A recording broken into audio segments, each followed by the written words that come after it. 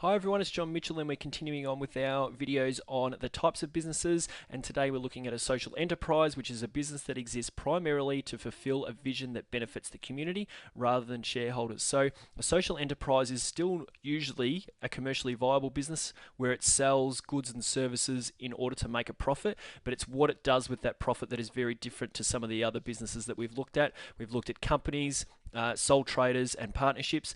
The profits of those types of businesses went back to the owners, but here with a social enterprise, the profits go towards some kind of social cause or benefiting the community in some way. And the example I've got here is Thank You Water, which produce bottled water and sells commercially in supermarkets and other retail stores.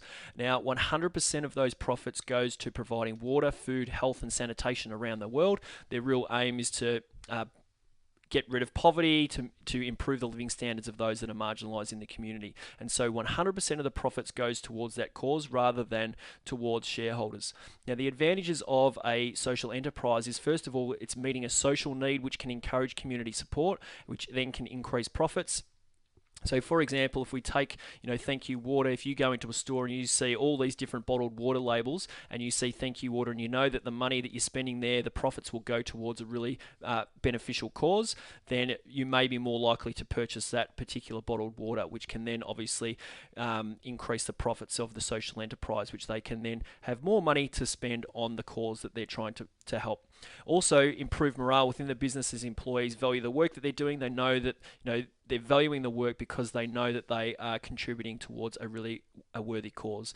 Disadvantages is that it can be really difficult to obtain finance at the beginning of setting up the business, and also some may find it difficult to focus on both financial objectives as well as social objectives and balancing the two.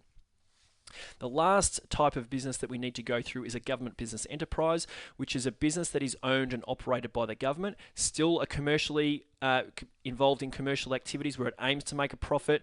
The GBEs also increase their value in return for shareholders, just like other businesses do. However, it is owned and controlled by the government. So examples are Australia Post, the National Broadband Network, and Defence Housing Australia. There's lots of other examples, but there's some of the main ones in Australia.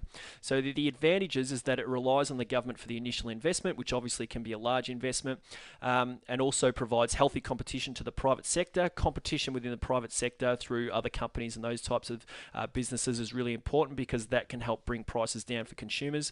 And also, the GBE or the government may invest in areas that other private companies may hesitate to invest in because they may not necessarily see a great return on investment, but a GBE and the government can invest in those areas. Some disadvantages is that the strategic directions can change when the government changes. So if a new government comes in, they may see a different role for that GBE, which can be really difficult for the employees. There can be inefficiencies caused by government red tape and having to get decisions approved and those types of things. And also, often or sometimes there can be political interference from the differing governments. So hopefully the GBE doesn't become a political issue, but sometimes it can be, which can obviously result in political interference.